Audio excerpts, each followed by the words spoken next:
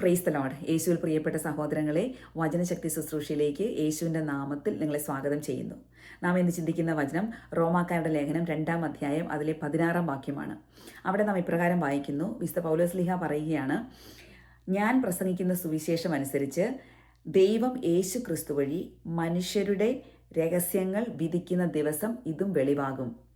മനുഷ്യരുടെ രഹസ്യങ്ങൾ വിധിക്കുന്ന വിധി, മനുഷ്യരുടെ രഹസ്യങ്ങൾ ദൈവം പുറത്തു കൊണ്ടുവരുന്ന ഒരു ദിവസമുണ്ട്, ഒരു അവസാന വിധിയുണ്ട്. ഈ അന്ത്യവിധിയിൽ നാം രഹസ്യമായി കരുതുന്ന എല്ലാ തീരുമാനങ്ങളും, എല്ലാ വാക്കുകളും, പ്രവൃത്തികളും, ചിന്തകൾ പോലും ദൈവം തൻ്റെ നീതിപീഠത്തിൻ്റെ മുമ്പിൽ കൊണ്ടുവരും. സുവിശേഷം അനുസരിച്ച് മനുഷ്യൻ്റെ എല്ലാ പ്രവൃത്തികളും, ചിന്തകളും, തീരുമാനങ്ങളും വിധിക്കപ്പെടും. എൻ്റെ പ്രിയപ്പെട്ട സഹോദരങ്ങളെ, മനുഷ്യഹൃദയങ്ങളിൽ ദൈവത്തിൻ്റെ നിയമം, ദൈവത്തിൻ്റെ നിയമത്തിൻ്റെ അനുശാസനം സ്പഷ്ടമായി എഴുതപ്പെട്ടിരിക്കുന്നു എന്ന് വചനം പറയുന്നു.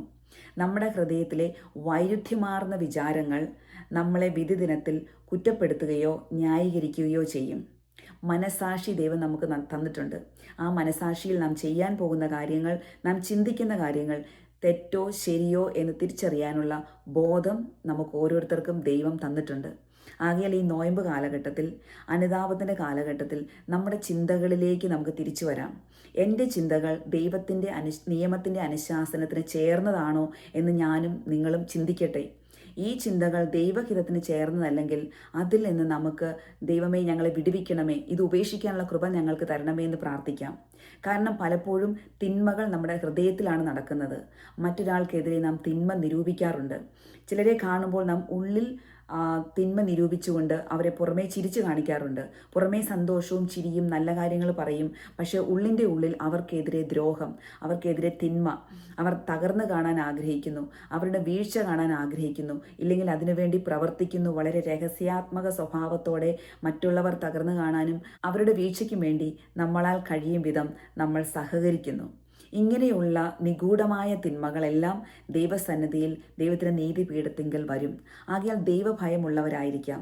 പുറമേ ചിരിച്ചും പുറമേ ഭക്തിയുടെ ബാഹ്യ ചൈതന്യം നിലനിർത്തിക്കൊണ്ടും ഒരു ആത്മീയ പരിവേഷം ഇട്ടുമൊക്കെ നാം നടക്കുന്നുണ്ടെങ്കിൽ ദൈവം ഇതെല്ലാം കാണുന്നുണ്ട്. ദൈവത്തിൻ്റെ കണ്ണുകളെ നമുക്ക് മറയ്ക്കാനാവില്ല. ഉള്ളിൻ്റെ ഉള്ളിലെ നമ്മുടെ ചിന്തകളെ ദൈവം പരിശോധിക്കുന്നു. അതിനനുസരിച്ച് ദൈവത്തിൻ്റെ സന്നിധിയിൽ നിന്ന് നാം വിധി സ്വീകരിക്കേണ്ടി വരും. നമ്മുടെ വൈരുദ്ധ്യമായ വിചാരങ്ങൾ ദൈവസന്നിധിയിൽ നമ്മളെ കുറ്റപ്പെടുത്തുകയോ നമ്മളെ നീതീകരിക്കുകയോ ചെയ്യുമെന്നുള്ള ഓർമ്മയിൽ നമുക്ക് വ്യാപരിക്കാം. ഇതിനായി ദൈവത്തിൻ്റെ വചനം നമ്മളെ ശക്തിപ്പെടുത്തട്ടെ. പരിശുദ്ധാത്മാവിൻ്റെ കൃപയാൽ നാം നിറയട്ടെ. മാതാവിൻ്റെ മധ്യസ്ഥം നമ്മളെ സഹായിക്കട്ടെ.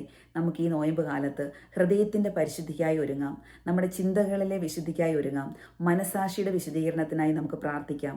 ഈശോയുടെ തിരുരക്തം നമ്മുടെ മനസാക്ഷിയെ, നമ്മുടെ അന്ധകരണത്തെ എല്ലാ അശുദ്ധിയിൽ നിന്നും മോചിപ്പിച്ച് യഥാർത്ഥമായ ദൈവാരാധനയ്ക്കായി ഒരുക്കട്ടെ. അതിനായി നമുക്ക് പ്രാർത്ഥിക്കാം. ദൈവം നമ്മളെല്ലാവരെയും സമൃദ്ധമായി അനുഗ്രഹിക്കട്ടെ. പ്രിയപ്പെട്ട സഹോദരങ്ങളെ, ഈ വചനശക്തി ശുശ്രൂഷ മറ്റുള്ളവരുമായി പങ്കുവെച്ച് ഈ ശുശ്രൂഷയെ ദൈവകരങ്ങളിൽ സമർപ്പിക്കണമെന്ന് പ്രത്യേകമായി ഓർമ്മിപ്പിക്കുന്നു. ദൈവം നമ്മളെല്ലാം അനുഗ്രഹിക്കട്ടെ. ആമേൻ.